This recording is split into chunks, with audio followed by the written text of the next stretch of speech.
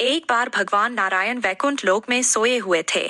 उन्होंने स्वप्न में देखा कि करोड़ों चंद्रमाओं की कांति वाले, त्रिशूल, डमरूधारी, स्वर्ण आभूषणों से सुशोभित, सुरेंद्र वंदित, सिद्धि सेवित, त्रिलोचन भगवान शिव प्रेम और आनंदातिरेक से उन्मत्त होकर उनके सामने नृत्य कर रहे हैं।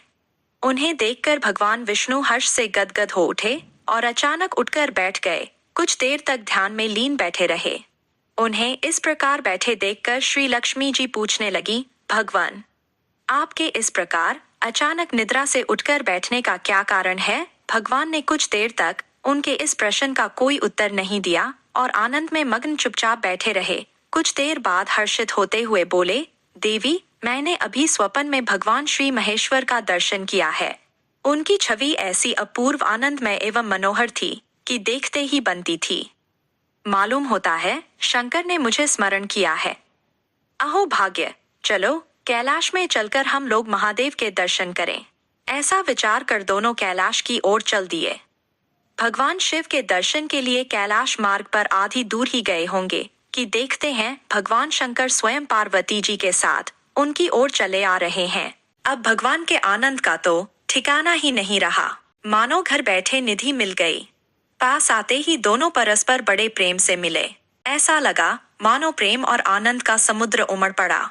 एक दूसरे को देखकर दोनों के नेत्रों से आनंदाश्रु बहने लगे और शरीर पुलकायमान हो गया। दोनों ही एक दूसरे से लिपटे हुए कुछ देर मुंह खड़े रहे। एक दूसरे से बात करने पर मालूम हुआ कि शंकर जी को भी रात्रि में इसी प्रकार का स्वप्न आया कि मानो विष्णु भगवान को वे उसी रूप में देख रहे हैं जिस रूप में अब उनके सामने खड़े थे। दोनों के स्वप्न के वृत्तांत से अवगत होने के बाद दोनों एक दूसरे को अपने निवास ले जाने का आग्रह करने लगे। नारायण ने कहा कि वैकुंठ चलो और भोलेनाथ कहने लगे कि कैलाश की ओर प्रस्थान किया जाए। दोनों के आग्रह में इतना अलौकिक प्रेम था कि यह निर्णय करना कठिन हो गया कि कहाँ चला जाए। इतने में ही क्या देखते हैं कि वीणा बजाते, हरिगुण गाते नारद जी कहीं से आ निकले। बस फिर क्या था, लगे दोनों उनसे निर्णय कराने की कहाँ चला जाए। बेचारे नारद जी तो स्वयं परेशान थे उस अलौकिक मिलन को देखकर। वे तो स्वयं अपनी सुध-बुध भूल गए और लगे मस्त होकर दोनों का गुणगान करने। अब निर्णय कौन करे? अंत में यह तय हुआ कि भगवती उमा जो कह दें वही ठीक है। भगवती उमा पहले तो कुछ देर चुप रहीं। अंत में वे दोनों की ओर मुख करते हुए बोली, हे नाथ, हे नारायण, आप लोगों के निश्चल, अनन्य एवं अलौकिक प्रेम को देखकर तो यही समझ में आता है कि आपके निवास अलग अलग नहीं हैं। जो कैलाश है वही वैकुंठ है और जो वैकुंठ है वही कैलाश है। केवल नाम में ही भेद है। यही नहीं, मुझे तो ऐसा प्रतीत होता है कि आपकी आत्मा भी एक ही है, केवल शरीर देखने में दो हैं। और तो और मुझे तो स्पष्ट लग रहा है कि आपकी भार्याएं भी एक ही हैं। जो मैं हूँ वही लक्ष्मी है और जो लक्ष्मी है वही मैं हूँ। केवल इतना ही नहीं, मेरी तो अब यह दृढ़ धारणा हो गई है कि आप लोगों में से एक के प्रति जो द्वेष करता है वह मानो दूसरे के प्रति ही करता है। एक की जो पूजा करता है वह मानो दूसरे की भी पूजा करता है। मैं तो समझती हूँ कि आप दोनों में जो भेद मानता है उसका चिरकाल तक घोर पतन होता है। मैं देखती हूँ कि आप मुझे इस प्रसंग में अपना मध्यस्थ बनाकर मानो मेरी प्रवंचना कर रहे हैं, मुझे असमंजस में डाल रहे हैं, मुझे भुला रहे हैं।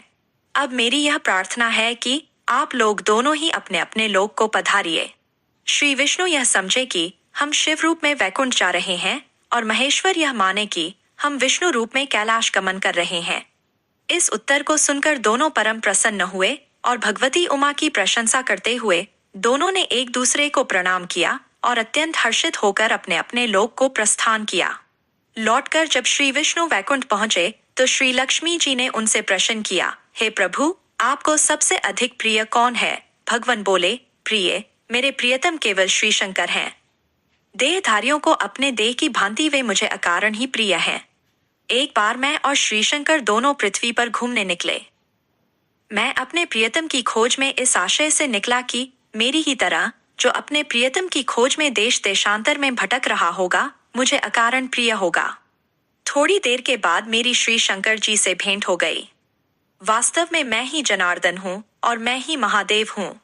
अलग अलग दो घड़ों में रखे हुए जल की भांति मुझ में और उनमें कोई अंतर नहीं है। शंकर जी के अतिरिक्त शिव की चर्चा करने वाला शिव भक्त भी मुझे अत्यंत प्रिय है। इसके विपरीत जो शिव की पूजा नहीं करते वे मुझे कदापि प्रिय नहीं हो सकते।